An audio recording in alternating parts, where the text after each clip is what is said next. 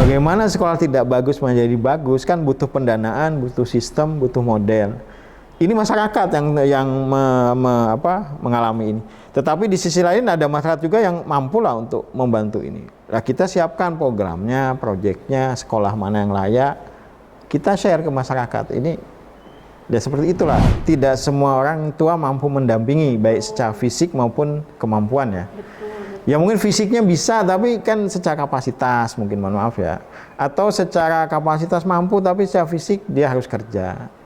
Anak-anak ini kan, kita bayangkan kalau ini dilepas begitu saya kan jadi apa ya, 2 tahun dididik seperti ini.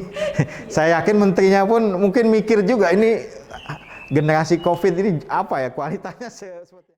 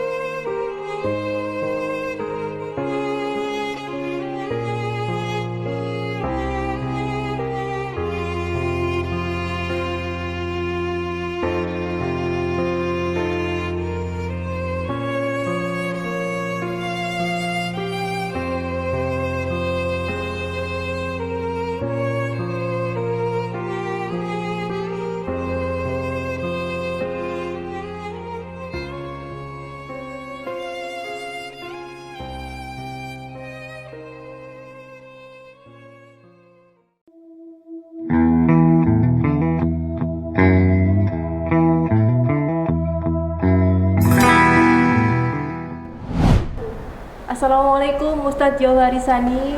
Waalaikumsalam warahmatullahi wabarakatuh, Mbak Mia. Iya, gimana Ustadz, sehat Ustadz Johari? Alhamdulillah sehat-sehat. Luar biasa, harus sehat Ustadz. Harus, dan prokes selalu. Iya. Tadi alhamdulillah juga kita sebelum ada acara tag ini kan kita udah negatif semua Ustadz. Saya pun memastikan sebelum kesini aman, jangan sampai jadi membahayakan kawan-kawan di sini juga. Karena kesehatan itu sangat-sangat mahal. Betul, sekali, sepakat. Gitu. Luar biasa. Ustadz Johari, saya pengen ngobrol-ngobrol nih Ustadz. Ustadz ini kan sebagai direktur utama ya Ustadz di lembaga YDSF. Iya betul. Boleh diceritakan Ustadz, YDSF ini lembaga seperti apa Ustadz?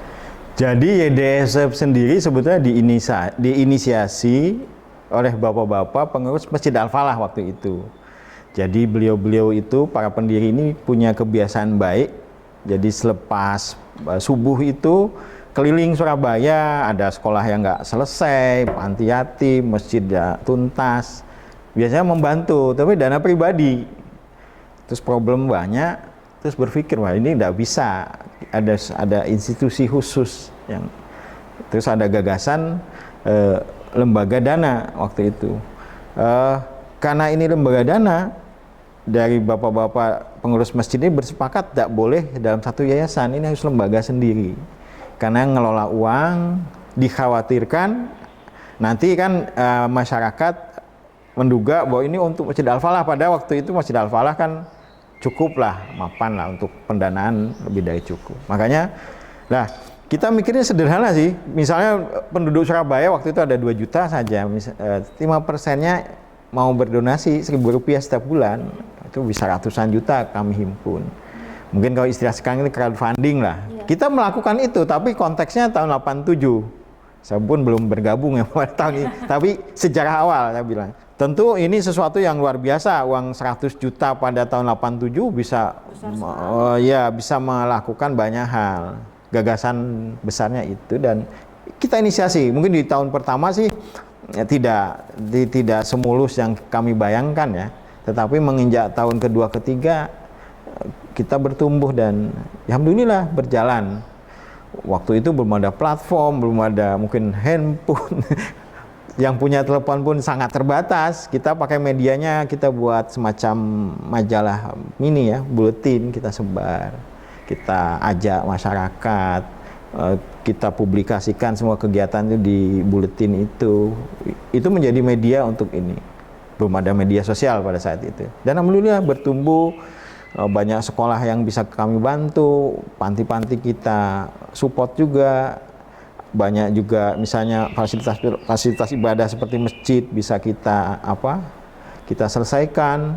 Belum pengiriman dai-dai atau ustadz-ustadz ke pelosok-pelosok, termasuk di beberapa tempat yang sebelumnya mungkin kurang tersentuh ya, semacam di lembaga pemasyarakatan, di mal-mal itu kita buat semacam ada kajian untuk karyawan mereka, fasilitas. Dan alhamdulillah itu sangat berdampak ya. Dan mungkin pada saat itu setahu kami ya baru kami lembaga yang seperti ini. Undang-undang zakat waktu itu belum dibentuk. Jadi sekarang kan ada Badan Amil Zakat Nasional, ada lembaga amil zakat, banyak bertumbuh. Nah, YDSF ini bergerak di sektor selain dari pendidikan, ya, kemudian sosial, ya, keagamaan, apalagi Ustaz? Jadi kami juga masuk ke pemberdayaan juga.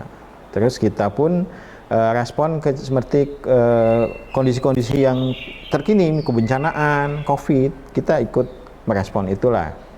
Misalnya ketika tinggi-tingginya COVID kemarin, ambulan kita tidak berhenti ya. Setiap balik keluar kita siapkan oksigen konsentrator dan sebagainya. Melihat dari anggaran atau dana yang terkumpul besar gitu Ustaz, itu untuk pendistribusiannya sendiri, bantuan kepada masyarakat khususnya yang di daerah bencana pelosok misalnya Ustaz. Iya. Jadi kita ada dua pola. Kita punya dana kemanusiaan, tapi pola yang lain kita publish. Misalnya sekarang di Lumajang, Semeru meletus dengan dampak bawaannya semacam itu. Tentu kita dengan seizin bupati kita mendapatkan lahan, kita bangunkan hunian sementara dengan spek yang bagi kami sangat layak lah.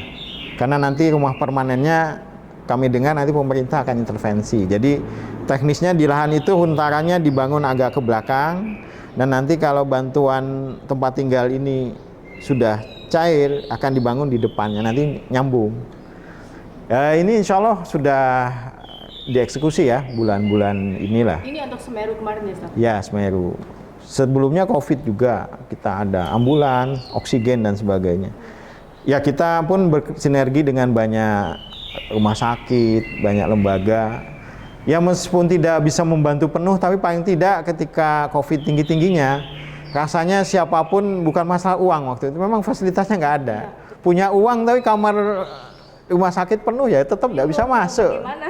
Punya uang oksigen nggak ada, tetap nggak bisa pakai oksigen. Dan mirisnya kan itu sempat terjadi ya di awal-awal kondisi-kondisi seperti itu. Kami pun ikut turun waktu itu, dan alhamdulillah sih mobil ambulans itu selama COVID kita dapat bantuan 2 ya, sampai tambahan mobil 2, dan rasanya manfaatnya luar biasa lah. Kalau ambulans ini meskipun nggak COVID masih bisa bermanfaat sangat, karena kalau bagi masyarakat tertentu sangat tidak mampu ya, misalnya dari rumah sakit tertentu ke daerahnya itu bisa sampai jutaan ya, kita tawarkan free seperti ini. Ya. Nah itu Ustadz, untuk YDSF sendiri nih terkait hal ini, sinergitas dengan pemerintah seperti apa? Oh sangat, jadi kemarin kita sinergi, malah kemarin kita ada rapat koordinasi dengan dinas sosial, dinas pendidikan misalnya, Kementerian Agama dan sebagainya. Pak Wali Kota sangat support juga. Sidoarjo kemarin dengan Pak Bupati kita vaksinasi massal di sini di depan ya, daerah Deltasari di SD Al-Falah waktu ya, SMP Al-Falah itu jadi base-nya. Alhamdulillah Bu Khofifah pun hadir. Kalau kami sih sinergi banget ya, karena kami yakin ada ruang-ruang kosong yang pemerintah sulit untuk masuk, dan juga sebaliknya ada hal-hal yang memang itu porsinya pemerintah, kita tidak perlu masuk gitu. Jadi gitu, kalau vaksin kami membantu mempercepat lah ya, karena kita punya basis komunitas yang bisa kita gerakan ya kemarin. Itu seperti itulah kemarin, alhamdulillah anak-anak sekolah sama masyarakat sekitar. Ustadz, berkaitan dengan bantuan ataupun misalnya relawan gitu Ustadz. Yeah. Nah, kemarin yang ada bencana perang di Palestina misalnya, itu apakah IDSF juga menjangkau ke sana untuk relawannya? Jadi di Palestina itu kita bekerja sama dengan pertama NGO internasional yang tersertifikasi dengan PBB. Kenapa? Itu biar mengklirkan dugaan-dugaan kan sekarang, oh ini teroris radikal, itu kita amankan. Karena kalau sudah punya register sebagai lembaga kemanusiaan dari UN atau United Nations atau PBB, itu insya Allah mestinya aman ya. Kedua, ada mitra lokal, jadi kita tidak perlu kirim orang ke sana, kita punya semacam relawan di sana, kita punya lembaga mitra tadi yang sangat kredibel dan sudah teraudit, itu kita bisa membangun sumur, bisa air bersih. Sampai hari ini masih mengalir air bersih di Gaza misalnya.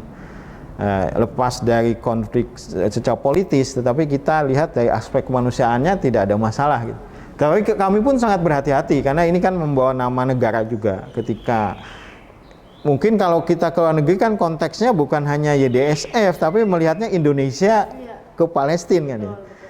Biasanya kawan-kawan pun tidak hanya IDSF saja, ada forum-forum rutin dengan Bu Menlu, ada koordinasi-koordinasi. Kami pun tidak ingin kebaikan ini karena sedikit kesalahan kita bisa habis gitu, karena oh ada dugaan macam-macam. Jadi seperti itu.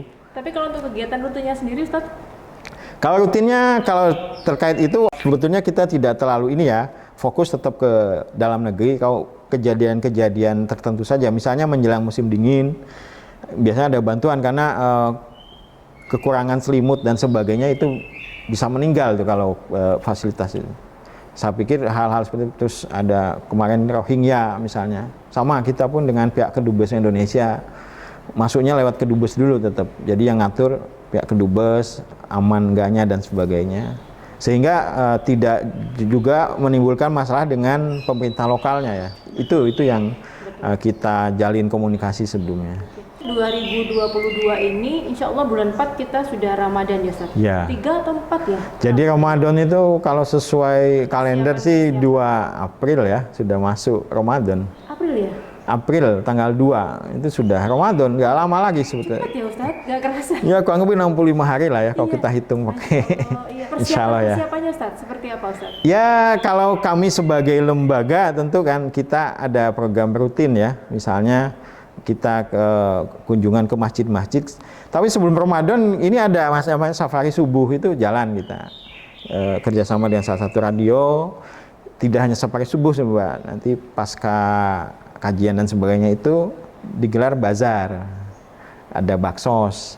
Bazar itu simpelnya begini, kita jadi panitia lokal itu membuka lapak untuk masyarakat, nanti jualan. Nanti dari masyarakat ke masyarakat itu kan menumbuhkan ada perputaran uang ya di sana, sambil kita ada bantuan-bantuan untuk beberapa masyarakat yang kurang mampu.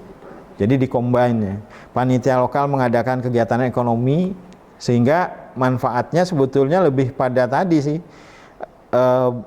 pemberdayaan itu sendiri, cuma mediumnya lewat tadi safari subuh itu. Cuma itu baru bisa kita lakukan di akhir pekan biasanya, tidak rutin juga. Jadi setiap Sabtu dan keliling di beberapa masjid-masjid yang lebih banyak ke basis komunitas yang menengah ke bawah itu. Itu alhamdulillah cukup positif responnya, dan kami sih mikirnya ke depan masjid ini bisa menjadi salah satu ini ya institusi yang bisa membantu sih masyarakat sekitar masjid itu. Kita berdayakan ke sana lah. Betul. Apalagi sekarang kalau kita ngomong era digital ini kan semuanya mudah, cepat, gampang diakses. Iya, sepakat. Dimanapun, kapanpun itu bisa segera terlayani kan gitu Ustaz. Ya, sepakat. Jadi sekarang itu kebaikan itu bisa sangat cepat dan juga sebaliknya ya. Apapun itu dua mata pisau lah ya. Mau kita ambil positifnya misalnya. Misalnya berdonasi kan cukup dengan QR code misalnya, kita buatkan platform dan sebagainya. Dulu enggak, kita petugas keliling rumah-rumah ambil, terhimpun, setorkan ke bank. Sekarang dengan klik sudah jadi masuk. Oke Ustadz Jauhari, kalau sekarang kita ngobrol soal founding nih, karena kita tahu bahwa yayasan ini atau YDSF ini kan gede banget, Iya, skalanya sudah Nasional. internasional loh. Ya, internasional. ya. Iya. Itu mungkin butuh secara pengelolaannya itu open gitu. Ya, betul. Jadi kita sebagai lembaga amil zakat 1 tahun 2 kali kita wajib report ya ke Badan Amil Zakat Nasional, ke Kementerian Agama, itu rutin. Belum nanti ada audit ya. Terus sebagai lembaga sosial kami pun sama mempublikasikan kegiatan kita di media massa. Nanti laporan keuangan tahunan itu kita publish ke media massa, dan kita di audit akuntan publik itu ikhtiar secara manajemen. Nah, tentu dalam konteks lain kita pun melakukan pelibatan beberapa koordinator donatur untuk membantu kami. Ya itu tadi, kalau ada hal-hal yang kurang pas kan mesti kita dikoreksi oleh masyarakat. Ya, untuk konteks saat ini sebetulnya itu bukan hal yang menakutkan, tapi keharusan kami pikir, karena tidak perlu juga kita istilahnya baper ya, oh ini enggak, biasa aja lah, oh iya ada salah ya kita perbaiki. Yang penting itu kan bukan by design ya, memang kita ingin melakukan hal yang nggak benar ya, itu kan itu saja. Saya bilang ke teman-teman nggak apa-apa lah, komplain itu biasa. Jadi bisa dievaluasi bareng-bareng. Iya, justru harus kami mitigasi ya ketika ada masalah. Jadi tadi kan kita melakukan pelibatan juga masyarakat ya, misalnya koordinator donatur, terus penerima manfaat, terus mitra-mitra yang kami gandeng kerjasama dan sebagainya. Itu salah satu kontrol sosial saya pikir. Apakah kami tidak pernah salah ya? Ya adalah beberapa kesalahan-kesalahan itu. Tetapi kan yang menjadi catatan kesalahan itu apakah memang by design kita ingin melakukan itu, atau memang kesalahan human error, atau bisa masalah teknis. Itu rasanya nggak perlu kita takuti lah. Kan yang saat ini yang paling ditakuti kan diviralkan. Saya pikir konteksnya apa dulu kan? Viral pun bisa menjadi positif pada ujungnya ya, kalau itu kita kelola dengan baik dan memang itu tidak ada hal-hal yang diniatkan untuk melakukan kesalahan ya. Itu saja sih, kami mencermatinya seperti itu. Nggak kayak dulu ya, kalau dulu bisa ditutup biasanya, sekarang enggak lah, nggak usah. Tapi kita harus siap ya, ya seperti itulah. Ya mudah-mudahan Insya Allah situasi ini segera membaik. Ya. Harapannya, dan semuanya tetap bisa berjalan. Iya, karena mungkin COVID itu nggak mati. Kalau kitanya nggak bergerak, kitanya yang mati. Ya sudahlah, COVID itu bagian dari kehidupan pada saat ini ya. Berdampingan. Cuma kita kan tetap harus tidak mengabaikan itu menjadi sesuatu yang kita anggap enteng, tapi juga jangan juga dibuat sebagai ketakutan yang membuat kita tidak berani ngapa-ngapain gitu. Itu saja ya, mudah-mudahan segera membaik lah untuk bangsa kita dan masyarakat kita. Baik Ustadz Jawari Sani, saya terima kasih banyak atas waktunya Ustadz. Semoga sukses selalu untuk YDSF. Amin. Terima kasih Ustadz. Assalamualaikum. Waalaikumsalam warahmatullahi wabarakatuh.